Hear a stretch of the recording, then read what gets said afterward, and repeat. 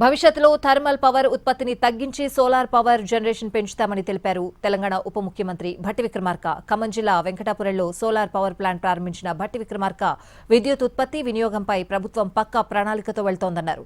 అందుకే వేసవిలో peak demand ఉన్నా ఒక్కరోజు కూడా కరెంటు కోత లేకుండా సరఫరా చేయగలిగామని అన్నారు.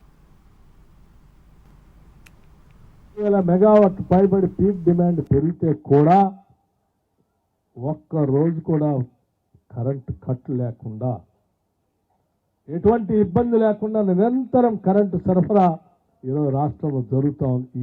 వీటితో పాటు రైతులకు కూడా మేము ఈరోజు పెద్ద ఎత్తున సోలార్ సంబంధించి పవర్ని వినియోగంలో తెచ్చే విధంగా వాళ్ళని కూడా ప్రోత్సహించే కార్యక్రమం చేపట్టాం. భవిష్యత్తులో కాలుష్యం లేనటువంటి వాతావరణం మనం పొందాలి అంటే తప్పనిసరిగా ఈ గ్రీన్ ఎనర్జీని థర్మల్ పవర్ సంబంధించిన విద్యుత్తుని తగ్గించుకుంటూ సోలార్ పవర్ని మనం పెంచుకోవాల్సినటువంటి అవసరం ఉంది.